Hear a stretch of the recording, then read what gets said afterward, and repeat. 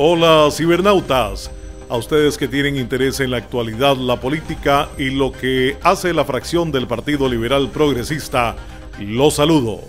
Mi nombre es Alberto Gatjens y de este lado del micrófono y de la cámara los acompañaré en los siguientes minutos en este espacio que hemos llamado Tenemos Quórum, para conversar sobre política, economía, proyectos de ley y todos esos asuntos que se viven en la Asamblea Legislativa de Costa Rica. Hoy nos acompaña el diputado Jorge Dengo Rosabal, electo por la provincia de San José. Jorge es abogado de profesión y en su vida profesional se ha dedicado principalmente al ejercicio del derecho en la empresa privada y también se ha especializado en el derecho de competencia. De sus proyectos, de su visión política y de su paso por la Asamblea Legislativa en la fracción del Partido Liberal Progresista es de lo que va esta conversación con el diputado Jorge Dengo Rosabal. Yo estoy aquí, el diputado también, ustedes están en sintonía, así que tenemos quórum, demos inicio. Jorge, gracias por acompañarnos, buenos días. Un gusto aquí estar con vos, Alberto. Bienvenido. En Tenemos Quórum hemos estado conversando con los diputados de la fracción para mostrarle a los costarricenses un poco el trabajo que estamos realizando en el Partido Liberal Progresista. También parte de contarle a la ciudadanía pasa por la percepción, ¿verdad? No solamente presentar números o datos, sino también comentar un poco la percepción de los diputados acerca del trabajo en general de la Asamblea Legislativa. A 10 meses aproximadamente de haber iniciado labores, ¿cuál es tu balance en este momento? Bueno, mi balance es... para decirlo en términos llanos, ha sido una etapa de muchísimo aprendizaje en el cual uno realmente se da cuenta de cómo funcionan y cómo se mueven las fuerzas políticas dentro de esta Asamblea Legislativa, cómo uno tiene que ser fiel a las cosas que piensa, a los principios, a un programa de gobierno, a no tratar de meterse en todo, porque eso también me parece que es un error que a veces comete algún diputado, tratar de meterse en todos los temas. Yo creo que algo que al menos en el despacho ha resonado bastante bien es centrarnos en tres ejes principales.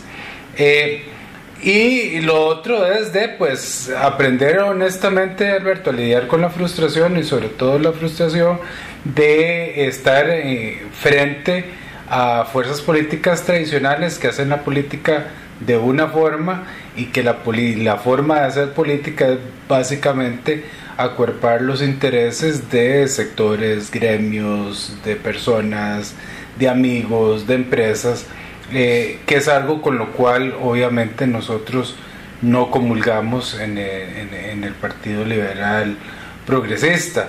Entonces sí, se convierte en una batalla, se convierte en un manejo de frustración. A fin de cuentas somos una fracción pequeña, somos 6 votos nada más dentro de un grupo de 57, pero bueno, igual hay que echarle todas las ganas y hay que ponerle todo el esfuerzo para poder empujar una agenda de proyectos que yo creo que en eso sí nos hemos destacado bastante, en presentar cuestiones no solo que son consecuentes con nuestra ideología, con nuestra línea partidaria, sino que son proyectos tangibles en beneficio del costarricense, poniendo al costarricense en el centro. Contanos un poco, por favor, cómo es el proceso de evolución para la presentación de un proyecto en tu despacho, porque cada despacho puede tener diferentes procedimientos, ¿verdad? Entonces contanos un poco cómo nace desde la germinación de la idea hasta el proceso de presentación. Okay. Para entender un poco el día a día del trabajo de tu despacho. Perfecto, bueno, nosotros, como yo te dije, marcamos de inicio 3 ejes fundamentales en el despacho, que son libre competencia, ese es uno. El otro es seguridad jurídica, y el tercero es bajan el costo de la vida para los costarricenses. Dentro de seguridad jurídica meto todo lo de tramitomanía, disminuirle la cantidad de trámites. Entonces, bueno, lo primero que tenemos claros todos en el despacho es cuáles son nuestros 3 ejes de acción, y para no meternos en cosas que no nos tenemos que meter. Obviamente tener las reuniones semanales de despacho para discutir qué podemos hacer, qué podemos plantear, qué podemos poner sobre la mesa han sido determinantes. A mí, pues de formación me gusta mucho estar leyendo, me gusta mucho estar enterándome qué está pasando allá afuera, y para ver cuáles son las necesidades, y a partir de ahí pues sentarnos a pelotear. Obviamente dentro de mi despacho yo manejo, como siempre he manejado equipos toda mi vida, pues una organización muy horizontal, en el sentido de que cualquiera del despacho, cualquiera de los asesores puede venir con propuestas de proyectos, y eso no es una línea de arriba para abajo, sino que nos sentamos, discutimos y empezamos todos, inclusive yo, a hacer carpintería de proyectos, y eso nos lleva a que hoy por hoy ya hemos presentado 20 proyectos en lo que llevamos de estar aquí, que es más o menos 2 por mes. Y bueno, se te aprobó hace poco el de trabajador independiente, que venía del periodo anterior, pero con una modificación importante. Sí, este es un proyecto de la, como bien decís, de la Unidad Social Cristiana, pero en el cual hicimos un trabajo pues bastante profundo, junto con el despacho de la diputada Daniela Rojas, para cambiar prácticamente todo el texto del proyecto, porque tenía unas inconsistencias desde el punto de vista constitucional, que probablemente hubieran hecho que la consulta que pasó en la sala constitucional no lo hubiera pasado con el texto anterior. Estamos muy pendientes de darle segundo debate a este proyecto, y que se convierta en ley de la República, porque sabemos que hay mucha gente que lo está esperando. Estamos hablando de más de casi un millón de personas independientes en el país, que de alguna u otra forma, cuando se han acercado a la caja, se acercan para encontrarse con la sorpresa que, aunque no han recibido nunca ningún servicio, ya tienen una deuda. Entonces es algo que hemos estado pues impulsando mucho, y esperamos que pronto se dé la realidad de... Ha habido una queja en algunos sectores acerca de la producción de la Asamblea Legislativa, de que no está produciendo o no produce lo suficiente. Yo creo que, por lo menos si lo comparamos con el periodo anterior, en efecto esta Asamblea está produciendo menos leyes, lo cual no significa que eso sea malo. No, para nada. No. Y te lo digo de una persona que se ha dedicado a proponer y a poner cuestiones sobre la mesa. Yo creo que uno más bien tiene que centrarse en la calidad más que en la cantidad. Y creo que hay que centrarse en el debate, y en tener un buen debate y un buen intercambio de ideas, y no como vimos que se daba en la asamblea pasada, de que aunque el proyecto no fuera tan bueno, pasaba a plenario simplemente por el favor político que había entre fracciones. El intercambio. Lo cual nos deja hoy en día, y esto es bueno que lo sepan todos los costarricenses, con una agenda, un orden del día en plenario que es interminable, pero que no tiene muchos proyectos de calidad. Entonces, yo creo que con mucha seriedad, sobre todo el PLP ha venido presentando proyectos, otras fracciones también, pero están haciendo cola dentro de una lista interminable de proyectos que venían heredados, y a mí me parece que esto es importante que la gente lo sepa, porque muchas veces pues ven que nosotros presentamos un proyecto y que les gusta, y nos dicen, bueno, ¿y cuándo viene este proyecto? Pues hay que decirles, eso está haciendo fila, y serán meses, sino que años, para que se pueda ver, y esa es la triste realidad del proceso legislativo, en el cual nos tenemos que armar de mucha paciencia y mucha tolerancia a la frustración. Sí, estoy seguro que has identificado, que en tu despacho han identificado a algunos diputados del proceso del periodo anterior, que básicamente eran una fábrica de leyes, ¿verdad? Eran proyectitos de corregir un párrafo, un inciso, y de esos hay cientos en la corriente. Cientos y a veces, y generalmente esos son los más peligrosos, porque esos vienen con truco. Entonces, a veces uno ve un proyectito pequeñito que es una modificación de un párrafo, y si uno no se mete allá a ver qué está haciendo ahí, se puede llevar una sorpresa después. También hemos identificado, y se ha dicho en el plenario, y creo que vos también lo has dicho, el asunto con los títulos de los proyectos, ¿verdad? Que es el gancho y es la forma de venderlo, pero que un título que parece, que suena bonito, que en principio suena bien, no necesariamente lleva esa intención. Totalmente. Te pongo el ejemplo clásico que a mí me parece que es evidente, el de la famosa ley de usura.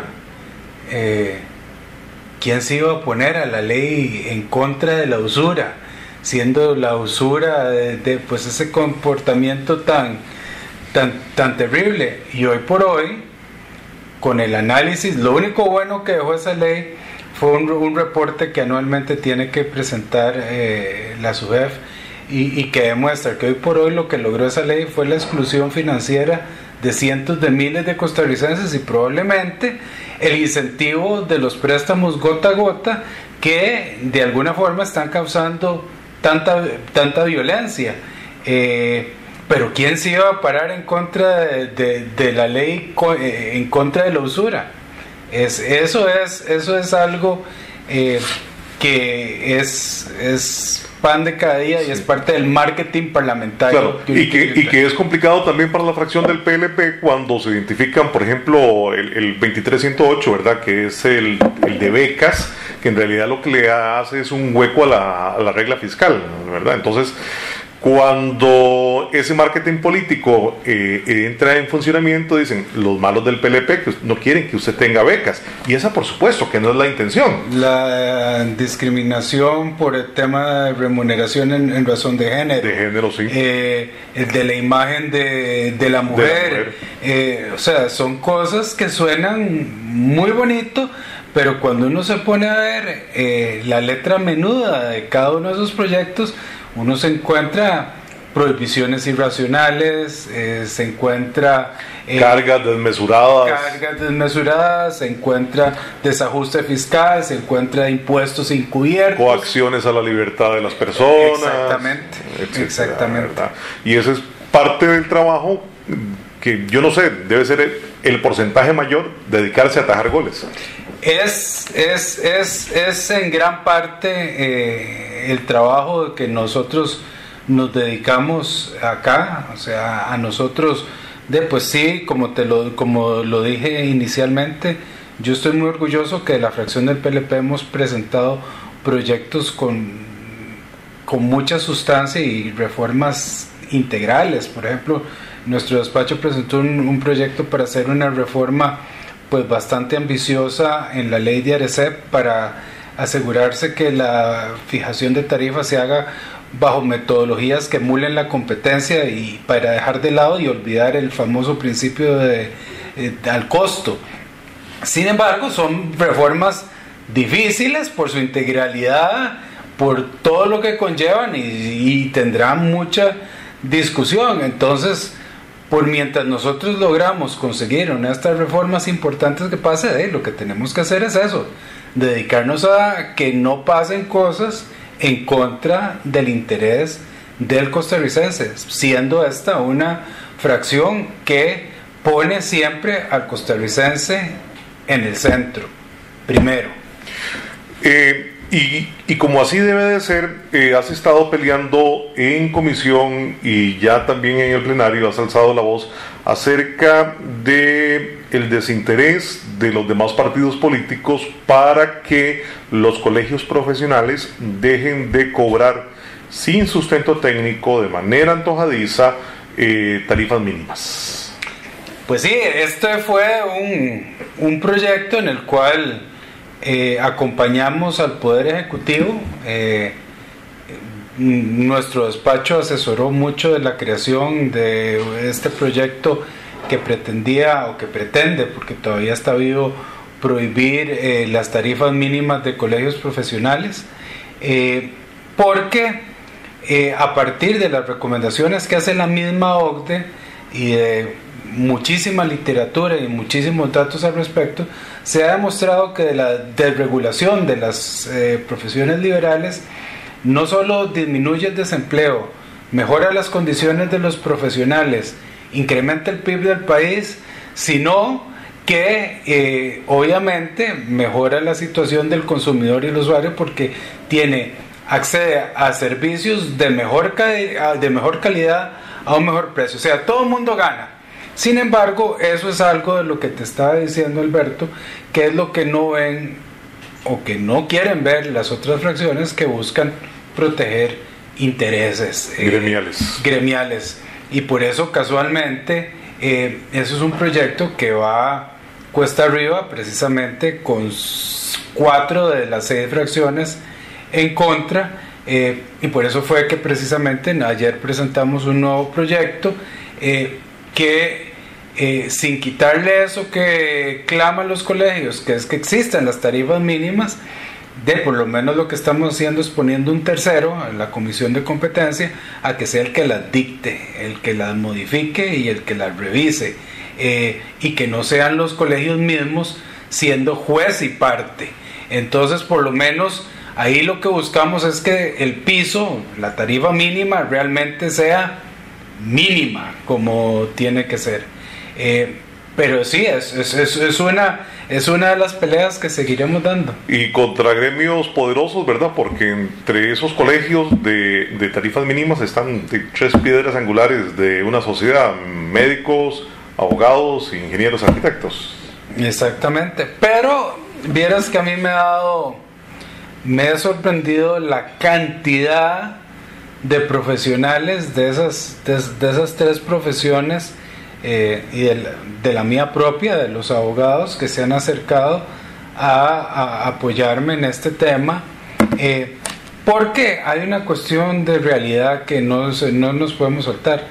Hoy en día no se respetan, es más un capricho de las juntas directivas, y es muy difícil la fiscalización, pensando que, qué sé yo, la fiscalía del Colegio de Abogados son unas cuantas personas y estás hablando de casi 30,000 agremiados. Eso es muy difícil de fiscalizar, y es realmente sacar el objetivo que debería tener el colegio. El colegio profesional debería ser una institución no obligatoria, debería ser voluntaria, que esté más bien promoviendo aprendizaje, que esté más bien promoviendo calidad, que los agremiados adquieran nuevo conocimiento para que precisamente se traduzca en calidad e innovación. Sí, con eso de la colegiatura obligatoria a mí se me presenta un sinsentido, porque si alguien obtuvo un título avalado por el Estado, que no pueda salir a ejercer esa profesión si no está colegiado, hay un choque sin sentido. Eso es precisamente lo que estableció el estudio que realizó la Comisión para la Competencia, que fue, la verdad, es un estudio muy bien hecho, que dice, bueno, es que esta circunstancia que vos estás señalando precisamente es una barrera de entrada para los profesionales. Y es curioso, y yo te voy a contar un caso que sucede muy frecuentemente en mi profesión, en los abogados, sobre todo los abogados que deciden agruparse alrededor de un bufete, pues el que cobra bien en tarifa es el dueño. A los profesionales más jóvenes, a los abogados recién graduados, probablemente los tengan contratados en una relación de dependencia con salario, pero que no sea un muy buen salario, y realmente lo que produce es un subempleo terrible, y que estos profesionales pasen bajo el zapato de un tagarote por muchos años. Entonces nadie está ganando realmente, al final de cuentas. Un repaso muy rápido, son 20 proyectos, así que no los voy a nombrar todos, pero está el 23.600, que es adición de un inciso 37 al artículo 8 de la Ley del Impuesto al Valor Agregado del 8 de noviembre de 1982, Ley expediente 23.599, ley para incentivar la inserción laboral de personas jóvenes, mujeres embarazadas o en periodo de lactancia y de personas mayores de 40. Me gusta porque es un lado social y sensible del despacho. Sí, y es algo que nosotros cuando empezamos a trabajar en este proyecto, vino por sugerencia de un abogado amigo, pero él me pidió que lo enfocara en las personas con discapacidad. Cuando nosotros fuimos a revisar la ley, ya existe un incentivo para que las empresas contraten a personas con discapacidad. Qué tan extendido esté es algo que vale la pena revisar para ver si es necesario hacer algo más. Entonces nos pusimos a pensar en otras poblaciones, y pensamos obviamente primero en las poblaciones que padecen de las cifras más negativas en términos de desempleo, que son las personas jóvenes, las mujeres y las personas mayores de 40 años que no estén en puestos de jefatura o gerencia. Entonces buscamos aparejar no solo esos incentivos para las personas con discapacidad, sino a estas tres poblaciones, dándoles prácticamente lo mismo, precisamente para que las empresas vean y tengan un incentivo de contratar a estas personas y así de alguna forma disminuir el porcentaje de desempleo que hoy en día es a quien afecta a estas poblaciones. Claro. Te pregunto también por el expediente 23.437, ley reguladora de los secretos de Estado. Básicamente en este ejercicio hemos aprobado ciertas leyes, ciertas modificaciones, por ejemplo el del voto público y de el ejercicio de las sesiones públicas en la Asamblea Legislativa, y se establecía que una de las razones de excepción para no hacer el voto público o para las sesiones públicas era cuando se trataran temas de secretos de Estado. La Sala Constitucional, y eso es uno de los insumos que nosotros tenemos que seguir, sobre todo yo como abogado, ha dicho en numerosas ocasiones que lo que se considera secreto de Estado tiene que estar definido en una ley especial. Entonces lo que nosotros estamos haciendo es darle contenido a lo que la sala ya ha señalado que es secretos de Estado, por ejemplo, temas de la seguridad interna y externa del país, cuestiones por el estilo, para que ya quede definido que cuando se traten esos temas, ya existiendo la ley, se puede hacer sesión o voto privado. Eso es nuevamente parte de los ejes del despacho. Esto es el eje de la seguridad jurídica. ¿Se nos queda algún proyecto que quieras comentar? Básicamente, tal vez aparejado a este que presentamos el día de ayer de tarifas, también presentamos uno para que las famosas consultas de constitucionalidad facultativas tengan que la sala rendirlas junto con todo el texto integral de su resolución en un plazo de un mes hábil. Las consultas facultativas que hace la Asamblea. Que hace la Asamblea, porque ya ves, por ejemplo, lo que está pasando ahorita con la de trabajador independiente. Ya sabemos cuál es el resultado, pero yo no sé si todavía, si ya entró el fallo o tardó muchísimo. Y eso está retrasando que en segundo debate vayamos a aprobar esta ley que es tan importante. Entonces, esto le estamos diciendo a la sala, no, ustedes tienen un mes hábil para que una vez que reciban el expediente de la Asamblea, lo revisen, voten y nos pongan el texto íntegro de la resolución acá. ¿Qué más? El marchamo. El marchamo, ahí estamos trabajando, estamos montando una mesa de trabajo con otros diputados que han presentado proyectos en la misma línea. El otro día inclusive tuve una reunión con el señor ministro de Hacienda, que también va a plantear un proyecto. La verdad es que la desilusión fue bastante grande porque que es uno de los impuestos más injustos que tenemos, que nos inventamos acá en Costa Rica, nos lo inventamos, pues solo se ve desde el punto de vista de cómo podemos hacer para apretar más al consumidor, para tener más recaudación. Así es. Entonces la propuesta del ministro viene en bajarle un poquitito a muchos, pero nada muy sensible, y a unos pocos aumentarle inclusive hasta el doble de lo que ya están pagando hoy en día. Entonces estamos viendo cómo podemos sortear eso, porque con la propuesta que nosotros preparamos, que lleva indicadores de peso del vehículo, emisiones, en fin, es una propuesta moderna. Hicimos un cálculo y la baja promedio sería de alrededor de un 30% a lo que ya pagan hoy los costarricenses. Que no es poca cosa. No es poca cosa. Jorge, muchísimas gracias. Un gusto, Alberto. Estuvieron ustedes, estoy yo también acompañando al diputado, así que tenemos quórum. Jorge, muchísimas gracias. Un gustazo.